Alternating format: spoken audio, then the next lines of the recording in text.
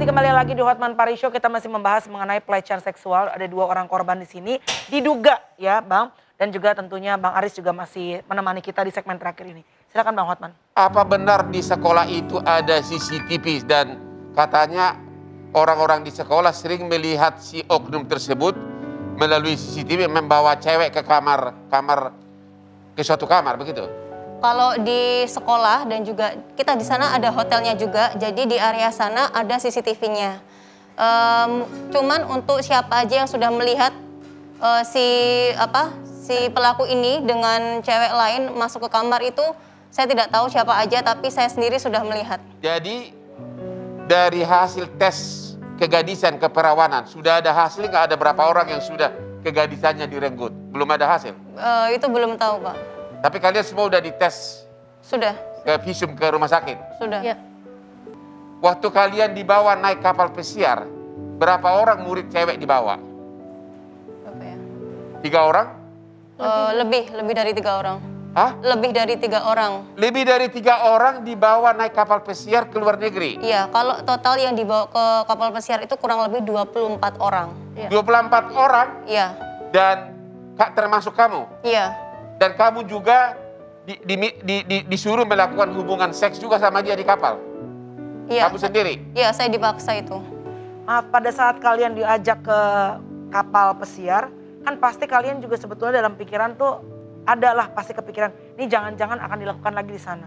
Ada penolakan nggak dari kalian? Kenapa masih juga mengikuti si mentor kalian ini? Padahal kan udah jelas dari awal sudah melakukan banyak pelecehan seksual sama kalian. Jadi si pelaku ini itu powernya tuh sangat kuat sekali Kak.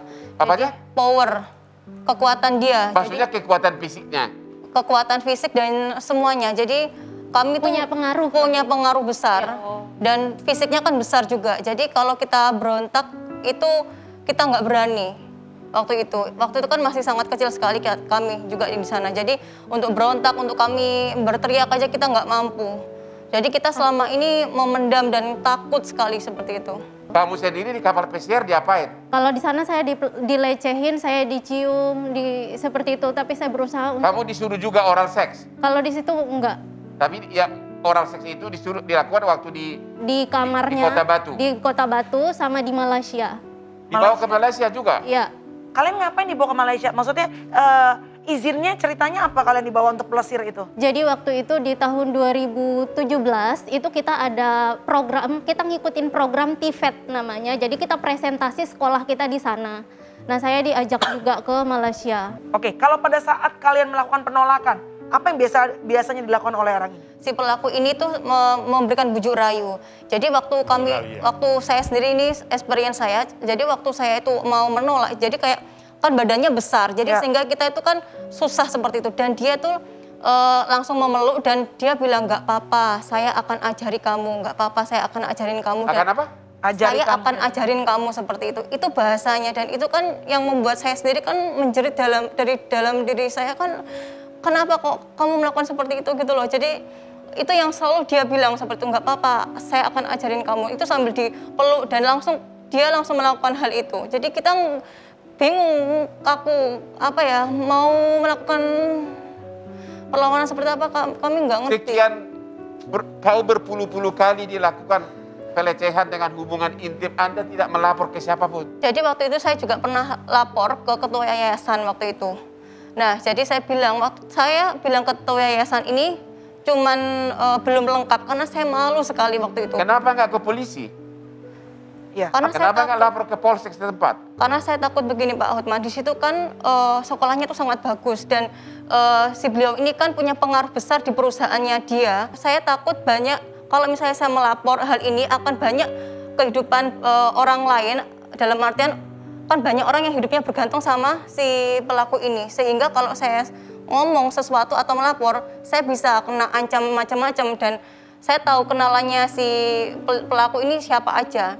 Anda ini terbongkar, siapa yang melapor duluan? Saya. Ke siapa? Ke Pak Aris. Oh, jadi langsung ke beliau ini. Oh, itu ya, di 2010 saya pernah datang ke situ seperti menonton teater mereka dan sirkus mereka.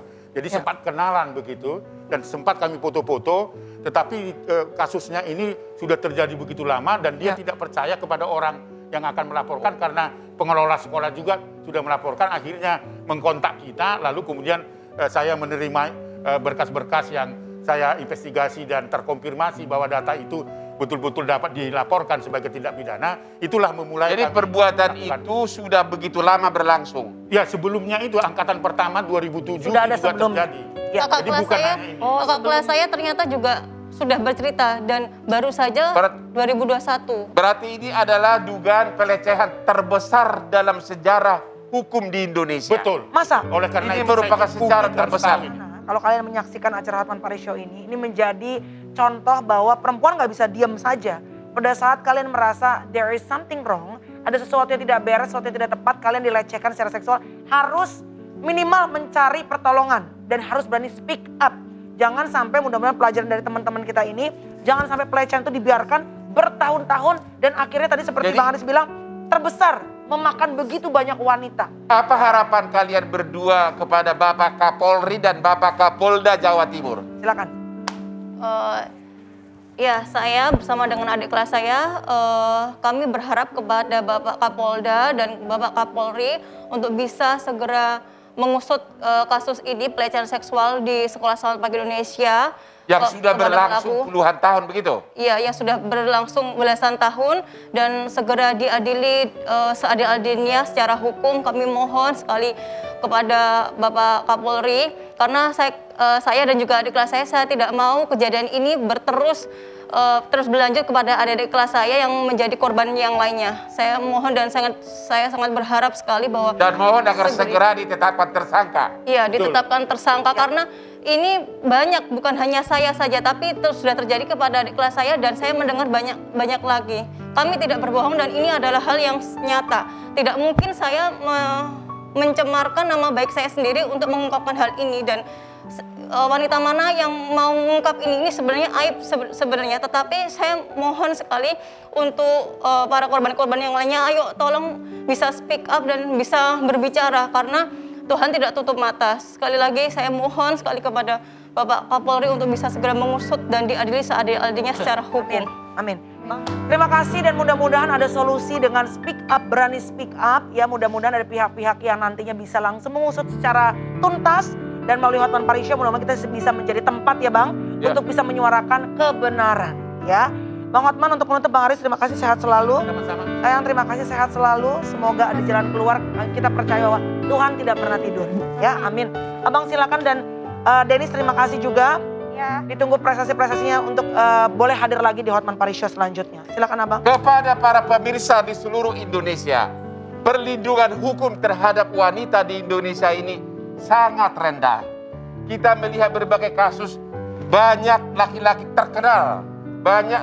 terkenal yang memperlakukan istrinya maupun wanita sangat tidak manusiawi.